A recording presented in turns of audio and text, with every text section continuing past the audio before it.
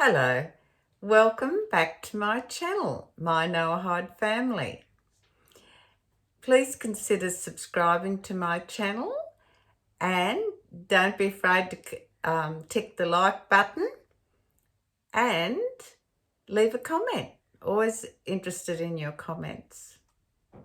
So today I'm going to talk a bit about the definition of faith, Emuna. So what we hear this term sometimes in the Noahide world. So how does it apply to us? And what lessons do we need to remind ourselves about? So I guess the best way to start off would be asking ourselves, or I imagine these are questions we have asked ourselves on numerous occasions, why do some people just seem to sail through life with not a care in the world? Everything they touch turns to gold, and I don't know, life's very smooth sailing for them. And then another person has tribulation after tribulation. There's all manner of things, and sadness. It can be illness, loss of an infant child, loss of job, struggles. Life is really, really difficult at times. And so we're looking at these two extremes. And one does have to wonder at times, because we've all known someone who just seems to flutter through life and carefree, and another that you think, oh, what else can happen to that family? Or what more can happen to that person? So that's what I want to address in this video on the topic of Emuna, a definition of faith. And to do that, I am going to refer to a wonderful book I have here. There will be a link in the description box below about the book and the author. But this is a marvelous book, and it's called The Garden of Emuna, A Practical Guide to Life. It's the 3rd edition, I believe. Now, this is written by Rabbi Shalom Arush, A-R-U-S-H, and it's been translated into English by Rabbi Lazer Brody. Now, the author, the Rabbi Shalom Arush, has taken the writings and teachings of Rabbi Nachman of Breslev, and some of you would know that famous rabbi's writings and teachings as well. So that's just to give you an idea where this book is about. And I'll read a bit about the author. I think it's interesting. It says, Rabbi Shalom Arush came to Israel with his parents from Morocco at the age of 13. He served in the Israeli Defense Forces Elite Naval Rescue Unit as an airborne combat medic. After the army, he became an economic major in university. When his 5 closest friends were killed in a helicopter crash, he embarked on a spiritual journey in search of a more meaningful life. He became a Baal Teshuvah and a yeshiva student, and ultimately the protege of Rabbi Eliezer Berland. And Rabbi Arush personally learned with the giants of Breslava Hasidus from the previous generation, and it goes on. So that gives you an idea. So it says Rabbi Arush established a yeshiva and rabbinical cemetery in Jerusalem 20 years ago. Today he travels around the world lecturing on Judaism and Rabbi Nachman of Breslov's teachings. Rabbi Arush focuses on developing a strong connection with Hashem and in improving interpersonal relationships both within the home and outside. So it's really an action-packed book. Now, I refer to this book quite frequently, and it just occurred to me the other day when I was looking for, I knew I'd read something in it and I was looking for it, and then I thought, I fail sometimes to fully appreciate just what a wonderful tool this book is, because I do find I reach for it quite frequently. And so I thought it was appropriate to share this with you. And not all of the book, I'm just sharing a small part of it, the part in relation to Emuna, because I find that he describes it in a way that we can all understand or we can all relate to in one form or another. So I just felt it was timely that I do this. And so it does start out by saying that the world is full of questions. The drastic and seemingly unfair differences between one person's life and another's frequently does perplex us. Some have excruciating hardships while others seem to glide through on easy street, which is summarising what I was saying before. It goes on here now and it talks about a universal answer. All of life's questions have one universal answer, Emuna. Emuna is like a master key to life's locked dilemmas. It goes on and says, Emuna is the original biblical Hebrew term for a firm belief in a single, supreme, omnipotent, benevolent, spiritual, supernatural, and all-powerful creator of the universe, which we refer to as God, or Hashem, which literally means the name, so that we don't risk using God's name in vain. He alone cares for each of us in a unique, tailor-made fashion according to our own individual needs. To take a breath there. Beautifully put, isn't it? As we shall see throughout this book, everything that happens to us in life is the product of Hashem's will and personal intervention in our lives. We shall often which we refer to often as divine providence, which is designed to help us perform our tasks in life. I'm a great believer in divine providence. I often refer to it in my previous videos. Divine providence not only determines events on a global scale, it dictates the tiniest details in the universe, such as the evening meal of a worm. Our lives in their entirety, including each individual moments, are the outcome of Hashem's divine providence orientated decisions. Hashem decides when we succeed and when we fail, when times are easy and when they're hard. To pause and think about this, don't you?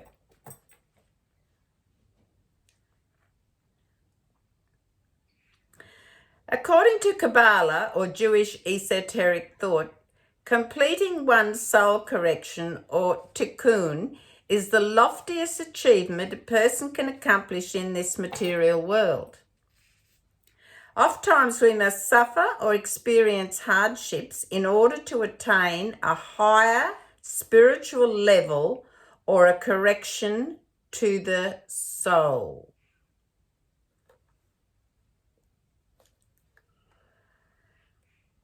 Divine providence does everything for our ultimate benefit. It guides us on the path of our needed soul correction. Then the puzzle pieces of life suddenly come together in a picture of striking clarity. And we've all had that aha moment. Now that makes sense. Now I know why that happened. With these principles in mind, Emuna becomes the universal answer to all of life's questions. So the key word is Emuna. That's Emuna. There was a song, wasn't it? That's amore, that's love. Well, that's Emuna. God's divine love and providence.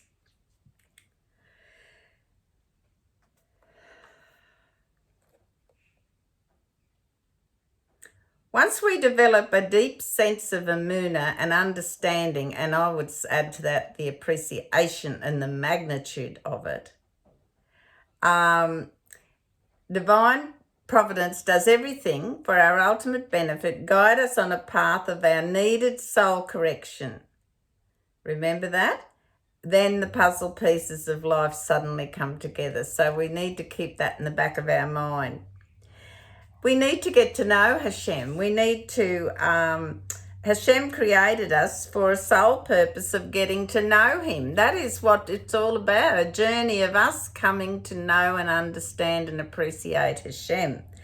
And so we have daily events and experiences in our lives, other than the personal messages from Hashem, designed to stimulate our Emuna, encourage us to speak to him, and thereby facilitate our efforts to get close to him. Why?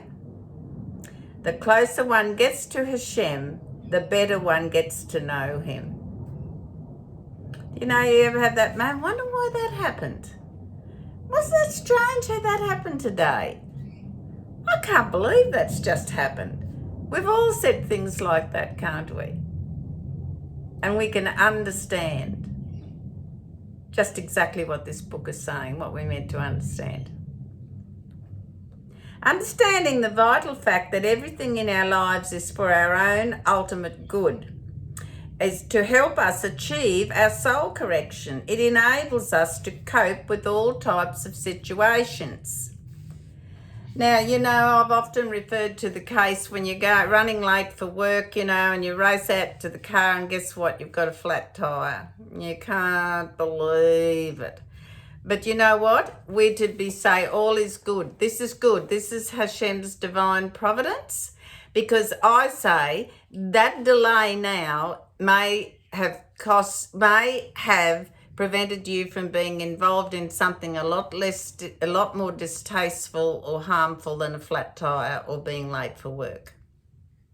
So everything happens and comes from Hashem. All things are through divine providence. So we go on here now and it says, so the righteous receive tribulations in order to merit a lofty place in the world to come. So because you receive tribulations doesn't mean to say you're a lost cause. That's not what it's saying. But when we experience difficulties in life, it is a clear sign that we are a beloved son or daughter of Hashem. And let that sink in. Hashem does everything for our benefit, make life not only bearable but gratifying. The contrary also holds true. Ignorance of the fact that Hashem loves us and is helping us to attain our needed tikkun is the root of all suffering, worry, and anxiety. So, those with Emuna therefore direct their efforts to achieving their tikkun and focus on getting to know Hashem, constantly seeking Hashem. Emuna people consequently live happy and tranquil lives, regardless of their life's trials and challenges. And you hear people, this, you know, I just always remember a friend of mine who had bought a new car, hadn't had it very long, and it was the first brand new car she had ever had. Her others had been used cars, so she was pretty pleased with this. Anyway, about the third day she had it and went out, someone ran up the back of her car and really made a big mess of it. And I thought, oh, my heart bleeds. She'll be devastated. I mean, she had insurance and everything, but you know, you know what? I could not believe it. She said, it was just a car. I wasn't hurt. The other people weren't hurt. It was an accident. Nobody did it deliberately. It's all fixable. It's fine. It's not a problem. What a lovely attitude. So there you go. The rod of tribulation is an expression of love to teach us that we're not calling the shots. Like, new car. Oh, well, we'll just have someone run up the back of it. But we are subservient to a higher authority, and we're also to awaken his beloved children from their spiritual slumber. So, that's a nice way of putting it. Sometimes we get very ho-hum about our spirituality and our relationship with Hashem. So every now and then he gives us a bit of a jolt in the form of some difficulty or a challenge that forces us to seek his help. Hashem doesn't send difficulty to those that he disdains. Just remember that. He doesn't send difficulties to those who that he disdains. He is sending a difficulty to you because he loves you, and it's a warning, it's an exercise, it's a stepping stone to improving everything in your life. So it's all good. Even though you mightn't think so immediately, but Hashem is doing this for our own good. Now, remember when we were kids and we did something wrong and our parents would say, well, because you've done this, you can't, I don't know, what nowadays is probably you can't have your cell phone for 24 hours, or you can't use your computer for 24 hours, something like that. And they will say, I'm not doing this to be nasty. I'm doing this because I love you and I have to teach you a lesson. That's what God is thinking about. Hashem immediately calls out to a person that strays from the proper path, beckoning them so that the individual will return. Hashem summons each person in a tailor-made fashion and in accordance with that person's needs. For some, Hashem's call may be a subtle hint for one person, yet a vocal reprimand for another. A louder call might assume the form of physical punishment. In the jargon of our sages, a whisper suffices for the wise, but a fool needs flagellation. Beautiful. Even extreme handicaps are for a person's own good. Hashem alone knows what a soul must correct, and thereby places each soul in a circumstance that is conducive for its necessary tikkun, or soul correction. As we are usually unaware of our needed tikkun, we sometimes make wrong choices or entertain useless aspirations. Hashem helps us modify our plans to prevent us from wasting our lives on folly and fantasy. How true. Hashem closes those doors that aren't beneficial to our souls, yet opens the doors that lead to what's best for each of us to keep us on a focused and directed path. Our task is to develop our spiritual antenna and to discern correctly, processing Hashem's personal message to us.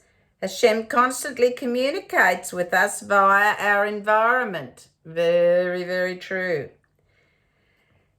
Telling us where he desires to take us and to what objective. Even though these hints or heavenly messengers are frequently clothed in sorrow, hardship, and deprivation, they are actually the epitome of perfect loving kindness. How is that? Well, it goes on and explains, sorrow, hardship, and deprivation are perfect loving kindness when they are the agent that bring about one's tikkun, the correction and perfection of the soul, the greatest achievement on earth. When we accept life's difficulties with Emuna, calmly and happily, knowing that Hashem is doing everything to help us achieve the loftiest of aspirations, we become candidates for eternal happiness and inner peace in this world and also in the next. it goes on further and it says, with Emuna, we believe that life's stumbling blocks or barriers and hindrances are agents of Hashem's divine providence. Life setbacks are milestones or guiding lights and personal gifts from Hashem. So this is how we have to start turning around and saying, "Oh, this is a gift, a gift for my improvement, and this is a situation that's going to improve me." With hindsight, we'd understand that Hashem did something that seemed harsh at that time for our ultimate good, but to save our life. Emuna turns hindsight into the foresighted knowledge that Hashem is leading each of us on a very special and best path. That difficulties, even failures, are loving expressions of His divine providence. Now it goes on here and talks about things like lack of communication, that stubborn people that lack Emuna force Hashem to send them all types of obstacles and hindrances, human or otherwise, to prevent them from wasting their lives or doing damage to themselves. So in other words, some people, it says here, that usually the mule heads continue to ignore Hashem's messages, adding more bitterness and frustration to their lives. And it goes on further and says that such people lack the spiritual refinement required to discern the delicate signals from Hashem that say, "My son or daughter, you're walking towards a dangerous path." Hashem wants to catch their attention with louder and much more severe signals.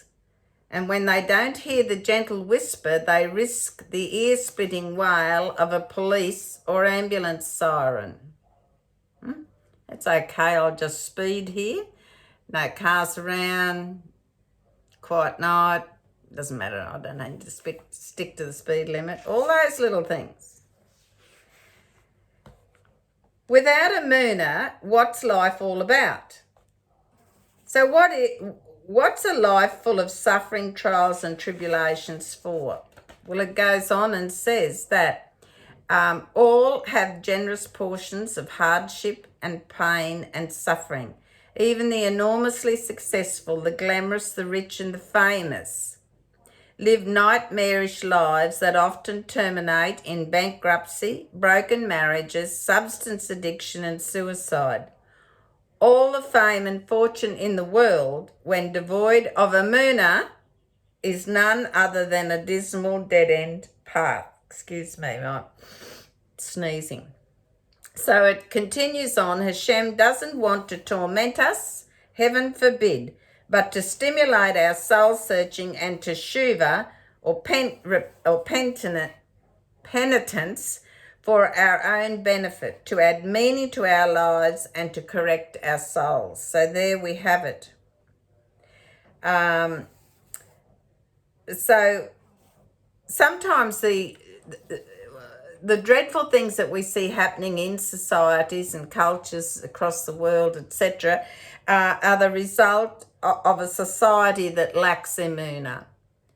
And we're often told that, but it unfortunately takes a big hit on the head sometimes to make us sit up and take notice. And it says that if we, a world with an Emuna-orientated populace would become a heaven on earth haven of peace, justice and compassion. Essentially, this is the world we hope for in our anticipation of the Gula and Moshiach, the redemption, in other words, of our people and the coming of Messiah. So it's mercy and compassion will spread when we practice and understand Emuna. So we really do need to think more about this. It's not just words. It's not just a matter for us grizzling because, oh, gee, times are tougher. something. No, you've got to say, well, this is happening for a reason and I need to understand it and it's for my benefit. I've got to learn something from this. We may not always like the lesson we are learning. We may not like the difficulties it presents us with, but however, it is for our benefit and therefore we should be thankful for it. Hard as it is to swallow at times, we must say it. Received with thanks, Hashem. Received with thanks. I know I have to learn. Where there's no Emuna, there's corruption and anarchy. Injustice becomes the norm and humans become heartless. So, you know, I think in this day and age we do have to wonder at times when we read the news and see things that are happening. A world void of Emuna is full of twisted notions and warped ideologies. A long list of false truths threatens the continued existence of the world. These truths, such as fascism, communism, socialism, capitalism, or whatever ism is given society chooses, are simply different forms of lies, substitutes of one lie for another. And that's something we have to be careful of, isn't it? There's so many social shifts that are supposedly social norms, but what are they? And, you know, we have to be careful. Emuna is a necessary requisite for the world's continued existence. Ups and downs, life's bumpy transitional periods and times of turbulence all become easy when a person relies on Emuna.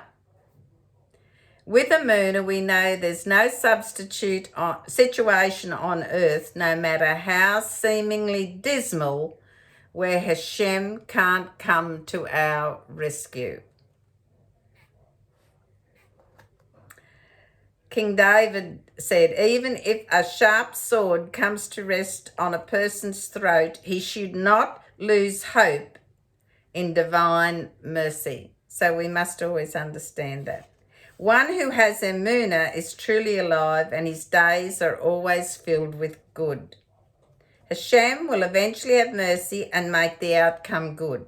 Since everything comes from Hashem, it's definitely for the best. With Emuna, life is good and pleasant. So, I know that's a lot to take in, but I just felt it's one of my favourite parts in this book. And I wanted to share it with you, and I just didn't want to put it off any longer. But as I said, there's in the description box below, I will leave reference to this book and the details about it. But I'm so pleased that I finally made the effort to speak about this, and I hope it is of benefit to you all, because really Emuna defines our faith. It defines our gratitude and defines our purpose, defines who we are in more ways than one. Thank you all for watching. Don't forget to subscribe to my channel, and in the meantime, please take care and God bless you all.